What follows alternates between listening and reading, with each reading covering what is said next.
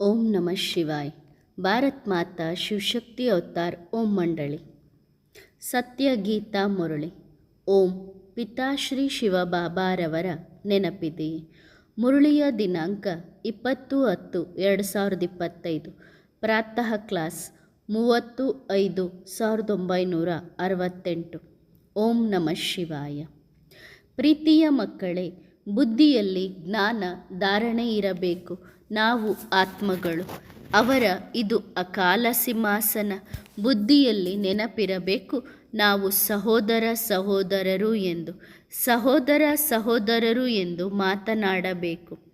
ತನ್ನನ್ನು ಆತ್ಮ ಎಂದು ಅರಿತು ಬಾಬನನ್ನು ನೆನಪು ಮಾಡಿದರೆ ವಿಕರ್ಮ ವಿನಾಶವಾಗುತ್ತದೆ. ಓಂ ನಮಃ ಶಿವಾಯ। ಇದು ಪ್ರವೃತ್ತಿ ಮಾರ್ಗ. ಮಕ್ಕಳು ತಂದೆ ಮತ್ತು ಬಾಬಾ, ಇದು ಮಧುರ ಸಂಬಂಧ. ಈಗ ಇದು ಕಹಿಯಾದ ಸಂಬಂಧ, ಅದು ಮಧುರ. ಕಹಿಯಾದ ಸಂಬಂಧ ಮೊದಲಿನಿಂದಲೇ ಕಾಮದ ಕಾರಣದಿಂದ ಉಂಟಾಯಿತು.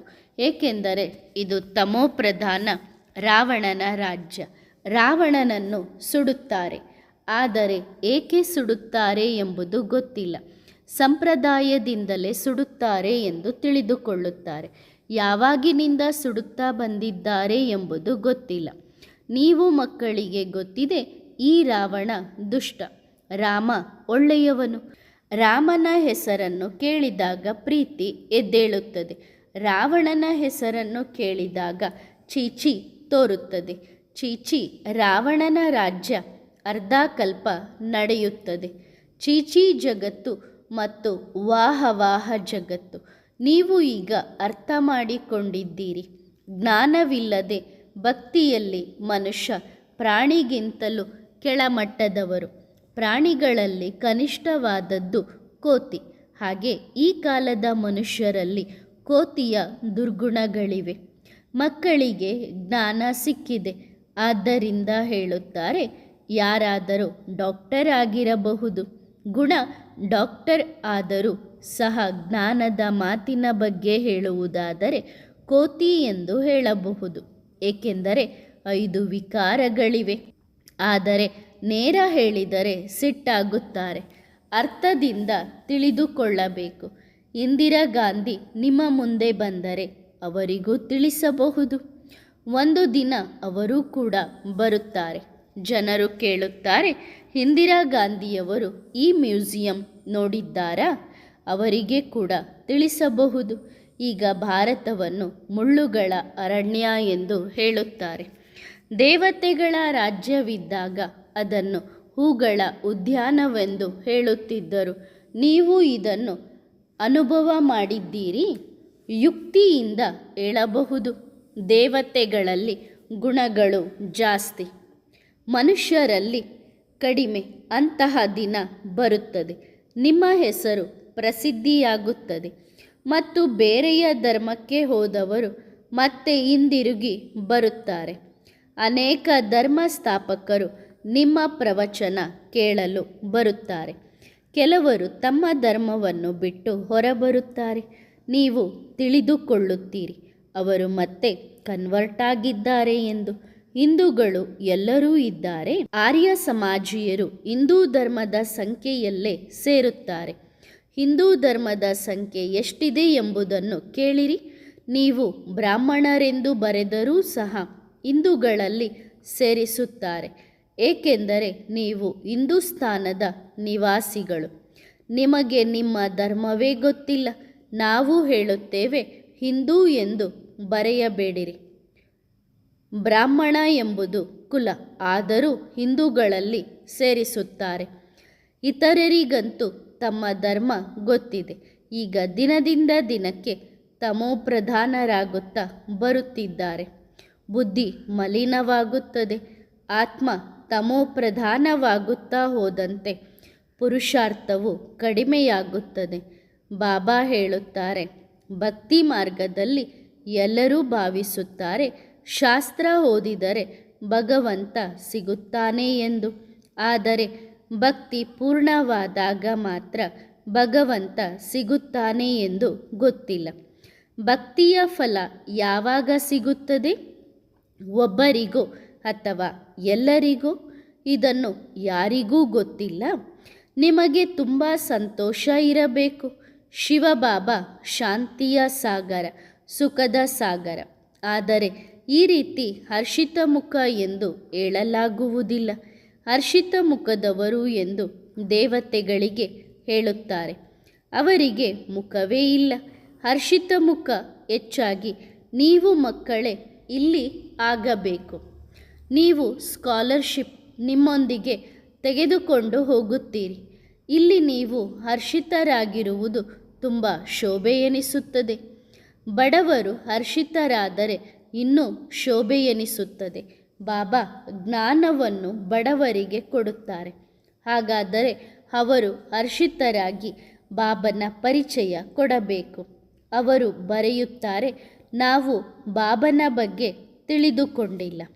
ಅರೆ, ವಿಶ್ವದ ಮಾಲೀಕರನ್ನಾಗಿಸುವ ಬಾಬನನ್ನು ನೀವು ಮನುಷ್ಯರು ಆಗಿ ಅರಿಯದೇ ಇದ್ದೀರಾ?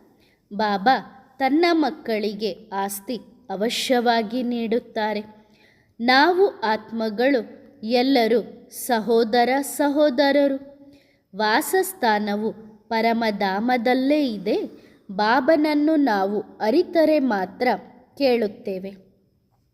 ಬಾಬಾ ಎಲ್ಲಿದ್ದಾರೆ? ಪರಮಧಾಮದಲ್ಲಿ. ಗೀತೆಯಲ್ಲಿ ಕೃಷ್ಣನ ಹೆಸರನ್ನು ಬರೆದಿದ್ದಾರೆ. ಆದರೆ ಅವರನ್ನು ಪರಮಪಿತ ಎಂದು ಹೇಳುವುದಿಲ್ಲ. ಶಿವ ಜಯಂತಿ ನಡೆಯುತ್ತದೆ. ಆದರೆ ಅವರು ಏನು ಮಾಡುತ್ತಾರೆ ಎಂಬುದು ಗೊತ್ತಿಲ್ಲ. ನಿಮಗೆ ಗೊತ್ತಿದೆ, ಶಿವಬಾಬಾ ಬೇಹದ್ದಿನ ಬಾಬಾ ಎಂದು ಎಲ್ಲ ಮಕ್ಕಳ ಬಾಯಿಯನ್ನು ಮಧುರ ಮಾಡುತ್ತಾರೆ. ಹೇಗೆ ಲೌಕಿಕ ತಂದೆ ಮಕ್ಕಳಿಗೆ ಟೋಲಿ ತರುತ್ತಾರೆ, ಹಾಗೆ ಬೇಹದ್ದಿನ ಬಾಬಾ ಈ ಲೋಕದಲ್ಲಿ ಬಂದಿದ್ದಾರೆ. ಪರರ ಮನೆಗೆ, ಪರರ ರಾಜ್ಯಕ್ಕೆ ಬಂದಿದ್ದಾರೆ. ಬಾಬಾ ಹೇಳುತ್ತಾರೆ, ನನ್ನ ಮಕ್ಕಳಿಗಾಗಿ ಏನು ತರಲಿ? ನನಗೆ ಗೊತ್ತಿದೆ. ನಾನು ನಿಮಗೆ ಅಂಗೈಯಲ್ಲಿ ಸ್ವರ್ಗವನ್ನು ತಂದಿದ್ದೇನೆ. ಮಕ್ಕಳನ್ನು ಪವಿತ್ರರನ್ನಾಗಿ ಮಾಡಿ ಯೋಗ್ಯರನ್ನಾಗಿ ಮಾಡುತ್ತೇನೆ. ಸ್ವರ್ಗದ ಮಾಲೀಕರಾಗುತ್ತೀರಿ. ಆದರೆ ಪದವಿಯ ವ್ಯತ್ಯಾಸವಾಗುತ್ತದೆ. ಎಷ್ಟು ಪುರುಷಾರ್ಥ ಮಾಡುತ್ತೀರೋ ಅದಕ್ಕೆ ತಕ್ಕಂತೆ ಪದವಿ ಪಡೆಯುತ್ತೀರಿ. ಇದು ನೀವು ಮಕ್ಕಳಿಗೆ ಗೊತ್ತಿದೆ. ನೀವು ಸ್ಟೂಡೆಂಟ್ಸ್. ಪ್ರತಿಯೊಬ್ಬರು ತಮ್ಮನ್ನು ಸ್ಟೂಡೆಂಟ್ಸ್ ಎಂದು ಅರಿತುಕೊಳ್ಳಬೇಕು. ಹೀಗೆ ಅರ್ಥ ಮಾಡಿಕೊಳ್ಳುವುದು ಒಳ್ಳೆಯದು. ಇದು ನಮ್ಮ ಉದ್ದೇಶ. ನಾವು ಇದು ಆಗಬೇಕಾಗಿದೆ. ಬಾಬಾ ನಮಗೆ ಈ ರೀತಿ ಆಗುವಂತೆ ಶಿಕ್ಷಣ ನೀಡುತ್ತಾರೆ. ನಿಮಗೆ ಗೊತ್ತಿದೆ, ನಾವು ಮನುಷ್ಯರಿಂದ ದೇವತೆ ಆಗುತ್ತಿದ್ದೇವೆ. ಕೇಳಿದರೆ ಎಲ್ಲರೂ ಹೇಳುತ್ತಾರೆ, ನಾವು ಲಕ್ಷ್ಮೀನಾರಾಯಣ ಆಗುತ್ತೇವೆ ಎಂದು. ಇದು ಕಡಿಮೆಯ ಮಾತೂ ಅಲ್ಲ. ನೀವು ಮಕ್ಕಳು ಈಗ ವಿವೇಕಿಗಳಾಗಿದ್ದೀರಿ. ಶ್ರೇಷ್ಠಾತಿ ಶ್ರೇಷ್ಠ ಭಗವಂತ ಖಂಡಿತ ಶ್ರೇಷ್ಠ ಬುದ್ಧಿಯವರನ್ನೇ ಸೃಷ್ಟಿಸುತ್ತಾರೆ. ನಿಮ್ಮ ಆತ್ಮವನ್ನು ಎಷ್ಟು ಶ್ರೇಷ್ಠವಾಗಿಸುತ್ತಾರೆ ನೋಡಿ. ಆತ್ಮದಲ್ಲೇ ಮನಸ್ಸು, ಬುದ್ಧಿ ಎಲ್ಲವೂ ಇದೆ. ಪರಮಾತ್ಮನ ಮಹಿಮೆ ಅಪಾರ. ಸತ್ಯಯುಗದಲ್ಲಿ ಇಂತಹ ಮಾತುಗಳೇ ಇರುವುದಿಲ್ಲ. ಹಳೆಯ ಮತ್ತು ಹೊಸ ಜಗತ್ತಿನ ಸಂಗಮ ಎಂದು ಈಗ ನೀವು ತಿಳಿಯುತ್ತೀರಿ. ಬಾಬಾ ಹೇಳುತ್ತಾರೆ, ನೀವು ಪರಸ್ಪರ ಕುಳಿತು ಇದನ್ನೇ ವರ್ಣನೆ ಮಾಡಬೇಕು.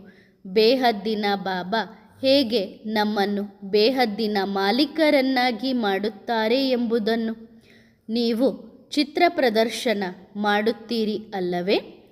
ಅಲ್ಲಿ ಬರೆಯಬೇಕು. ಶಿವಬಾಬನ ನೆನಪಿದೆಯೇ? ಮತ್ತು ವಿಶ್ವದ ಮಾಲೀಕತನದ ಆಸ್ತಿಯ ನೆನಪಿದೆಯೇ? ಎಲ್ಲೆಡೆ ಇದನ್ನು ಬರೆದು ಹಾಕಬೇಕು. ಪರದೆಯ ಮೇಲೂ ಬರೆಯಿರಿ. ಶಿವಬಾಬಾ ಮತ್ತು ಸ್ವರ್ಗದ ರಾಜಧಾನಿಯ ನೆನಪಿದೆಯೇ? ಚಿತ್ರ ಪ್ರದರ್ಶನ ಮಾಡಿದಾಗ ಮಕ್ಕಳ ವಿಚಾರ ಮುಂದುವರಿಯುತ್ತಿರುತ್ತದೆ. ಏನು ಮಾಡಬೇಕು ಎಂದು. ಒಂದು ವೇಳೆ ಮೆರವಣಿಗೆ ಮಾಡುವುದಾದರೆ ಹೀಗೆ ಮಾಡುತ್ತಾರೆ. ಸ್ಲೋಗನ್ಸ್ಗಳು ಸಹ ನೆನಪು ಮಾಡುತ್ತಾರೆ. ನಿಮಗೆ ಗೊತ್ತಿದೆ ಇಷ್ಟು ಪರಿಶ್ರಮದ ಫಲವೇನು ಎಂದು. ನೀವು ಬರೆಯುತ್ತೀರಿ. ಇಷ್ಟೊಂದು ಜನ ಬರದೇ ಇದ್ದರೂ ನಮ್ಮ ಪ್ರಜೆಯು ಬಹಳ ರೆಡಿ ಆಗುತ್ತಿದ್ದಾರೆ. ಯಾರಿಗಾದರೂ ಇಷ್ಟವಾಯಿತು ಅಂದರೆ ಅವರು ಮುಂದೆ ಬರುತ್ತಾರೆ. ಮಕ್ಕಳಿಗೆ ನಿಶ್ಚಯವಿದೆ, ನಾವು ಮಾಡುವ ಪರಿಶ್ರಮದಿಂದ ನಮ್ಮ ವಿಶ್ವದ ರಾಜಧಾನಿಯನ್ನು ಅವಶ್ಯವಾಗಿ ಸ್ಥಾಪಿಸುತ್ತೇವೆ. ಅನೇಕ ಬಾರಿ ಸ್ಥಾಪಿಸಿದ್ದೇವೆ. ಪುರುಷಾರ್ಥದಿಂದ ಸ್ವರಾಜ್ಯದ ಪದವಿಗೆ ಯೋಗ್ಯರಾಗುತ್ತೇವೆ. ಬಾಬಾ ಕೇವಲ ಶಿಕ್ಷಣ ಕೊಡುತ್ತಾರೆ, ಯುಕ್ತಿಗಳನ್ನು ತಿಳಿಸುತ್ತಾರೆ. ಬಾಬಾ ಹೇಳುತ್ತಾರೆ, ನನ್ನನ್ನು ನೆನಪು ಮಾಡಿದರೆ ನಿಮ್ಮ ಆತ್ಮದ ಬ್ಯಾಟ್ರಿ ಚಾರ್ಜ್ ಆಗುತ್ತದೆ. ನೆನಪಿನ ಎಣ್ಣೆಯನ್ನು ಸುರಿಯುತ್ತಾ ಇರಬೇಕು. ಅದರ ಅನುಸಾರ ನಿಮ್ಮ ಪದವಿ ಸಿಗುತ್ತದೆ. ಇಲ್ಲಿ ಶಾಸ್ತ್ರದ ಮಾತು ಇಲ್ಲ, ಇಲ್ಲಿ ಜ್ಞಾನದ ಮಾತು ಮಾತ್ರ ಇದೆ. ನನಗೆ ಜ್ಞಾನದ ಸಾಗರ ಎಂದು ಹೇಳುತ್ತಾರೆ. ನಾನು ಶಾಸ್ತ್ರ ಓದುತ್ತೇನೆ ಏನು? ಇಲ್ಲ. ಮಕ್ಕಳು ತಿಳಿದುಕೊಂಡಿದ್ದಾರೆ, ಬಾಬಾ ನನಗೆ ತನ್ನ ಪರಿಚಯವನ್ನು ಕೊಟ್ಟಿದ್ದಾರೆ. ನಮಗೆ ಹಿಂದೆ ಗೊತ್ತಿರಲಿಲ್ಲ, ನಮ್ಮ ಆತ್ಮದಲ್ಲಿಯೇ 84 ಜನ್ಮಗಳ ಪಾತ್ರ ಇದೆ ಎಂದು. 84 ಲಕ್ಷ ಎಂದರೆ ಗೊಂದಲವಾಗುತ್ತಿತ್ತು. 84 ಸರಿಯಾಗಿದೆ. ಇಷ್ಟು ಸಣ್ಣ ಆತ್ಮ ಸದಾ ಪಾತ್ರ ಮಾಡುತ್ತಲೇ ಇರುತ್ತದೆ. ಸಣ್ಣದು ಸಣ್ಣದು ಎಂದು ಹೇಳಿ ಗೊಂದಲ ಮಾಡಬೇಡಿರಿ. ಶಿವಬಾಬಾ ದೊಡ್ಡ ಲಿಂಗ ರೂಪ ಎಂದು ಭಾವಿಸಿದರೆ ತಪ್ಪಿಲ್ಲ. ಬಾಬಾ ಆ ರೀತಿ ತಿಳಿದುಕೊಳ್ಳುವುದಕ್ಕೆ ಬೇಡ ಎನ್ನುವುದಿಲ್ಲ. ಬುದ್ಧಿಯಲ್ಲಿ ಜ್ಞಾನವಿದೆ. ಆತ್ಮ ಬಿಂದು ಭ್ರುಕುಟಿಯ ಮಧ್ಯದಲ್ಲಿ ನಕ್ಷತ್ರ ಹೊಳೆಯುತ್ತದೆ ಎಂದು ಹೇಳುತ್ತಾರೆ. ಒಂದು ಹೇಳುತ್ತಾರೆ, ಇನ್ನೊಂದು ಮಾಡುತ್ತಾರೆ. ಸುಳ್ಳಿನ ಲೋಕದಲ್ಲಿ ಸುಳ್ಳೇ ಇರುತ್ತದೆ, ಸತ್ಯ ಲೋಕದಲ್ಲಿ ಸತ್ಯ ಇದೆ. ಅದು ಅರ್ಧ ಸುಳ್ಳು, ಇದು ಸಂಪೂರ್ಣ ಸುಳ್ಳು. ಸತ್ಯಯುಗದಲ್ಲಿ ಸಂಪೂರ್ಣ ಸತ್ಯ, ನಂತರ ಅರ್ಧ ಸತ್ಯ. ಮಕ್ಕಳಿಗೆ ಸಾಕ್ಷಾತ್ಕಾರವಾಗುತ್ತದೆ ಅಂದರೆ ಪರಿಚಯ ಸಿಗುತ್ತದೆ. ಈಗ ಬಾಬಾ ಹೇಳುತ್ತಾರೆ, ಪತಿತ ಪಾವನನನ್ನು ನೆನಪು ಮಾಡಿರಿ. ನೆನಪು ಮಾಡದಿದ್ದರೆ ದಯೆ ತೋರಿಸುವುದಿಲ್ಲ. ಓದದೇ ಇರುವವರಿಗೂ ಓದಿಸದೇ ಇರುವವರಿಗೂ ತಿಲಕ ಸಿಗುವುದಿಲ್ಲ. ಮಾಡಬೇಕಾದದ್ದು ನೀವೇ, ಬೇಡುವ ಪ್ರಶ್ನೆಯೇ ಇಲ್ಲ. ಬಾಬಾ ಎಲ್ಲವನ್ನೂ ತಾನಾಗಿಯೇ ಕೊಡುತ್ತಾರೆ. ಬೇಡುವ ಅಗತ್ಯ ಏನೂ ಇಲ್ಲ. ನೀವು ಸತೋಪ್ರಧಾನರಾಗಿದ್ದೀರಿ, ನಂತರ ತಮೋಪ್ರಧಾನರಾಗುತ್ತೀರಿ. ಗಂಗಾ ಸ್ನಾನ ಎಷ್ಟು ಮಾಡಿದರೂ ಪ್ರಯೋಜನವಿಲ್ಲ, ಇನ್ನು ಮಲಿನರಾಗುತ್ತೀರಿ.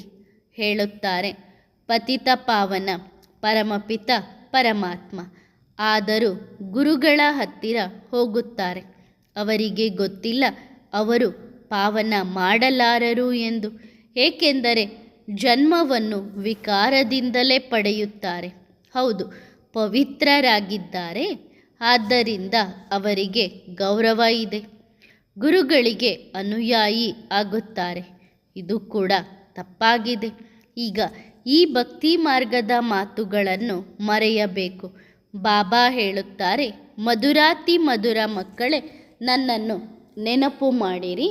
ಅಂತಿಮದ ಸ್ಮೃತಿಯಂತೆ ಮುಂದಿನ ಗತಿ ಆಗುತ್ತದೆ. ನಾಟಕ ಸಂಪೂರ್ಣವಾಗುತ್ತದೆ. ನಾವು ಹಿಂದಿರುಗಬೇಕು. ಎಲ್ಲರ ಲೆಕ್ಕಾಚಾರ ಪೂರ್ತಿ ಆಗಬೇಕು. ಅನೇಕ ರೀತಿಯ ಶಿಕ್ಷೆಗಳಿವೆ. ಕಾಶಿ ಕಲ್ವಟ್ ಬಾವಿಗೆ ಬಿದ್ದರೆ ಶಿಕ್ಷೆ ಸಿಗುತ್ತದೆ. ಆಗ ಸಾಕ್ಷಾತ್ಕಾರ ಮಾಡಿಸುತ್ತಾರೆ. ಸಾಕ್ಷಾತ್ಕಾರ ಇಲ್ಲದೆ ಶಿಕ್ಷೆ ಹೇಗೆ ಸಿಗುತ್ತದೆ? ಹಾಗೆ ಅನುಭವವಾಗುತ್ತದೆ. ಜನ್ಮ ಜನ್ಮಾಂತರದ ಶಿಕ್ಷೆ ಸಿಗುತ್ತಿದೆ ಎಂದು. ಸಮಯ ಬಹಳ ಸ್ವಲ್ಪ ಇದೆ. ಆದ್ದರಿಂದ ಬಾಬಾ ಹೇಳುತ್ತಾರೆ, ಪಾಸ್ ವಿತ್ ಹಾನರ್ ಆಗಿ ತೋರಿಸಿರಿ. ನೀವು ವಿಶ್ವದಲ್ಲಿ ಶಾಂತಿ ಸ್ಥಾಪಿಸುತ್ತೀರಿ. ಅದರ ಬಹುಮಾನ ಇದು. ಈ ಪದವಿ ಪಡೆಯುತ್ತೀರಿ. ನಂತರ ಯಾರು ಎಷ್ಟು ಪರಿಶ್ರಮ ಮಾಡುತ್ತಾರೋ ಎಲ್ಲರೂ ಹೇಳುತ್ತಾರೆ, ಬಾಬಾ ನಾವು ನರನಿಂದ ನಾರಾಯಣರಾಗುತ್ತೇವೆ. ಸತ್ಯನಾರಾಯಣನ ಕಥೆಯೂ ಇದೆಯಲ್ಲವೇ? ಬಾಬಾ ಹೇಳುತ್ತಾರೆ, 5 ವಿಕಾರಗಳ ದಾನ ಕೊಡಿರಿ, ಆಗ ಗ್ರಹಣದಿಂದ ಮುಕ್ತವಾಗುತ್ತೀರಿ. ಡ್ರಾಮಾದ ಅನುಸಾರ ಮುಕ್ತರಾಗುವುದು ಖಚಿತ. ಅನೇಕ ಬಾರಿ ಭಾರತದಲ್ಲಿ, ವಿಶೇಷವಾಗಿ ವಿಶ್ವದ ಮೇಲೂ ಸಹ ಸಾಮಾನ್ಯವಾಗಿ ರಾಹುವಿನ ದಶೆ ಬೀಳುತ್ತದೆ. ನಂತರ ವೃಕ್ಷಪತಿಯ ದಶೆ ಬರುತ್ತದೆ. ಸುಖ ನಿಮಗೆ ಸಿಗುತ್ತದೆ. ಬೇರೆ ಧರ್ಮದವರಿಗೆ ಅಷ್ಟು ಸುಖ ಸಿಗುವುದಿಲ್ಲ. ಈ ಧರ್ಮವೇ ಸುಖ ನೀಡುವ ಧರ್ಮ. ಇಲ್ಲಿ ಎಲ್ಲರೂ ಕುಳಿತಿದ್ದಾರೆ, ಅರಿತುಕೊಳ್ಳುತ್ತಾರೆ ನಾವು ಆತ್ಮಗಳು ಎಂದು. ಬಾಬಾ ಕುಳಿತಿದ್ದಾರೆ. ಆತ್ಮಾಭಿಮಾನಿಯಾಗಿ ಕುಳಿತುಕೊಳ್ಳಬೇಕು ಎಂದು ಇದಕ್ಕೆ ಹೇಳಲಾಗುತ್ತದೆ. ನಾನು ಆತ್ಮ, ಬಾಬನ ಮುಂದೆ ಕುಳಿತಿದ್ದೇವೆ ಎಂದು. ಎಲ್ಲರೂ ಹೀಗೆ ಕುಳಿತಿಲ್ಲ. ಈಗ ಬಾಬನ ನೆನಪು ಮಾಡಿಸುತ್ತಾರೆ. ಈಗ ಸ್ಮೃತಿ ಬರುತ್ತದೆ, ಅಟೆನ್ಷನ್ ಕೊಡುತ್ತಾರೆ. ಅನೇಕರ ವಿಚಾರ ಹೊರಗೆ ಓಡುತ್ತಿರುತ್ತದೆ. ಅಂತಹವರು ಬಹಳ ಜನ ಇದ್ದಾರೆ. ಇಲ್ಲಿ ಕುಳಿತವರು ಕಿವಿ ಮುಚ್ಚಿದಂತಿರುತ್ತದೆ. ಅವರ ಬುದ್ಧಿ ಹೊರಗೆ ಓಡುತ್ತದೆ. ಮಕ್ಕಳು ಬಾಬನ ನೆನಪಿನಲ್ಲಿ ಇದ್ದಾರೇನೋ? ಸಂಪಾದನೆ ಮಾಡಿಕೊಳ್ಳುತ್ತಿದ್ದೀರಾ? ನೆನಪಿನಲ್ಲಿರುವವರ ಸಂಪಾದನೆ ಆಗುತ್ತದೆ. ಅನೇಕರ ಬುದ್ಧಿಯೋಗ ಹೊರಗೆ ಇರುತ್ತದೆ. ಅವರು ಯಾತ್ರೆಯಲ್ಲಿ ಇರುವುದಿಲ್ಲ. ಸಮಯ ವ್ಯರ್ಥ ಆಗುತ್ತದೆ. ಬಾಬನನ್ನು ನೋಡಿದರೆ ಬಾಬನ ನೆನಪಾಗುತ್ತದೆ. ನಂಬರ್ವಾರ್ ಪುರುಷಾರ್ಥದ ಅನುಸಾರ ಇದ್ದೇ ಇದ್ದಾರೆ. ಕೆಲವರಿಗೆ ಪಕ್ಕಾ ಅಭ್ಯಾಸ ಇದೆ, ನಾವು ಆತ್ಮಗಳು ಎಂದು. ಬಾಬಾ ನಾಲೆಡ್ಜ್ಫುಲ್ ಆಗಿದ್ದಾರೆ. ಹಾಗಾದರೆ ಮಕ್ಕಳಲ್ಲಿಯೂ ಜ್ಞಾನ ಇದೆ. ಈಗ ಹಿಂದಿರುಗಬೇಕು. ಚಕ್ರ ಪೂರ್ತಿ ಆಗುತ್ತದೆ. ಈಗ ಪುರುಷಾರ್ಥ ಮಾಡಬೇಕು. ಬಹಳ ಸಮಯ ಹೋಯಿತು, ಸ್ವಲ್ಪ ಉಳಿದಿದೆ. ಪರೀಕ್ಷೆಯ ದಿನಗಳಲ್ಲಿ ಹೆಚ್ಚು ಗಮನ ಕೊಡುತ್ತಾರೆ. ಇಲ್ಲಿ ಕೂಡ ಸಮಯ ಗಂಭೀರ ಕಂಡರೆ ಆಗ ಅದರ ಪ್ರಭಾವ ನೋಡಿ ಹೆಚ್ಚು ಪುರುಷಾರ್ಥ ಮಾಡುತ್ತಾರೆ. ತೀವ್ರವಾಗಿ ನೆನಪು ಮಾಡುತ್ತಾರೆ. ತಿಳಿದುಕೊಳ್ಳದಿದ್ದರೆ ನಾವು ಫೇಲ್ ಆಗುತ್ತೇವೆ. ಪದವಿಯು ಕಡಿಮೆಯಾಗುತ್ತದೆ. ಹಾಗೆಯೇ ಪುರುಷಾರ್ಥ ನಡೆಯುತ್ತಲೇ ಇರುತ್ತದೆ.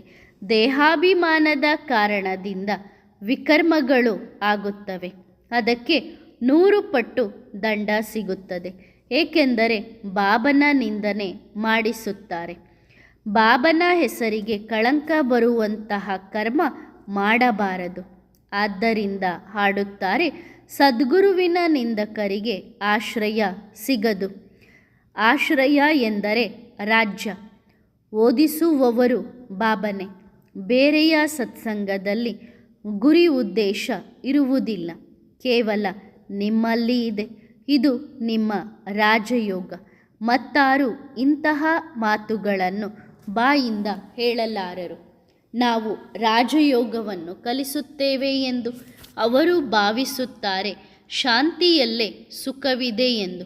ಅಲ್ಲಿ ಸುಖದ ಮಾತು ಇಲ್ಲ, ದುಃಖದ ಮಾತೂ ಇಲ್ಲ. ಅಲ್ಲಿ ಶಾಂತಿಯೇ ಶಾಂತಿ ಇರುತ್ತದೆ. ಇವರ ಅದೃಷ್ಟ ಕಡಿಮೆ ಇದೆ ಎಂದು ನಂತರ ಅರ್ಥವಾಗುತ್ತದೆ. ಅತಿ ಎತ್ತರದ ಅದೃಷ್ಟ ಯಾರದ್ದು ಎಂದರೆ, ಯಾರು ಮೊಟ್ಟ ಮೊದಲಿಗೆ ಪಾತ್ರ ಮಾಡಲು ಬರುತ್ತಾರೋ ಅವರದ್ದು. ಅಲ್ಲಿ ಅವರಿಗೆ ಈ ಜ್ಞಾನ ಇರೋದಿಲ್ಲ. ಅಲ್ಲಿ ಸಂಕಲ್ಪ ನಡೆಯುವುದಿಲ್ಲ. ಮಕ್ಕಳಿಗೆ ಗೊತ್ತಿದೆ, ನಾವು ಎಲ್ಲರೂ ಅವತಾರಗಳನ್ನು ತೆಗೆದುಕೊಳ್ಳುತ್ತೇವೆ. ವಿಭಿನ್ನ ಹೆಸರು ರೂಪಗಳಲ್ಲಿ ಬರುತ್ತೇವೆ. ಇದು ಡ್ರಾಮಾ ಅಲ್ಲವೇ? ನಾವು ಆತ್ಮಗಳು ದೇಹವನ್ನು ಧರಿಸಿ ಪಾತ್ರ ಅಭಿನಯಿಸುತ್ತೇವೆ. ಹೇಗೆ ಪಾತ್ರ ಅಭಿನಯಿಸುತ್ತೇವೆ ಎಂಬುದರ ಸಂಪೂರ್ಣ ರಹಸ್ಯವನ್ನು ಬಾಬನೇ ತಿಳಿಸುತ್ತಾರೆ. ನಿಮಗೆ ಅತೀಂದ್ರಿಯ ಸುಖವಿದೆ, ಆಂತರ್ಯದಲ್ಲಿ ಸಂತೋಷವಿದೆ ಹೇಳುತ್ತಾರೆ. ಇದು ದೇಹಿ ಅಭಿಮಾನಿ ಸ್ಥಿತಿ. ಬಾಬಾ ತಿಳಿಸುತ್ತಾರೆ, ನೀವು ಸ್ಟೂಡೆಂಟ್ಗಳು, ನಾವು ದೇವತೆಗಳು ಸ್ವರ್ಗದ ಮಾಲೀಕರು ಆಗುತ್ತೇವೆ ಎಂದು ಅರಿತಿದ್ದೀರಿ. ನಾವು ವಿಶ್ವದ ಮಾಲೀಕರು ಆಗುವವರು. ಈ ಸ್ಥಿತಿ ಆಗುವುದು ಯಾವಾಗ? ಕರ್ಮಾತೀತ ಸ್ಥಿತಿ ಆಗುವಾಗ. ಡ್ರಾಮಾ ಪ್ಲಾನ್ ಪ್ರಕಾರ ಖಂಡಿತ ಆಗುತ್ತದೆ. ನಿಮಗೆ ಗೊತ್ತಿದೆ, ನಾವು ಈಶ್ವರೀಯ ಪರಿವಾರದವರು. ಸ್ವರ್ಗದ ಮಾಲೀಕತನ ಪಡೆಯಬೇಕಾಗಿದೆ ಅವರೇ. ಯಾರು ಹೆಚ್ಚು ಸೇವೆ ಮಾಡುತ್ತಾರೆ ಅವರಿಗೆ ಪದವಿ ಸಿಗುತ್ತದೆ. ನಾವು ಕಡಿಮೆ ಪದವಿ ಪಡೆದುಕೊಳ್ಳುತ್ತೇವೆ ಎಂದು ಆಂತರ್ಯದಿಂದ ತಿಳಿದುಕೊಳ್ಳುತ್ತಾರೆ. ಹೆಚ್ಚು ಸೇವೆ ಮಾಡುವವರು, ಅನೇಕರ ಕಲ್ಯಾಣ ಮಾಡುವವರು ಖಂಡಿತ ಶ್ರೇಷ್ಠ ಪದವಿ ಪಡೆಯುತ್ತಾರೆ. ಬಾಬಾ ಹೇಳಿದ್ದಾರೆ, ಇದು ಯೋಗದ ಬ್ಯಾಂಕ್ ಇಲ್ಲೇ ಇರುತ್ತದೆ, ಹೊರಗೆ ಸೆಂಟರ್ನಲ್ಲಿ ಹೀಗೆ ಹೇಳಲಾರಿರಿ.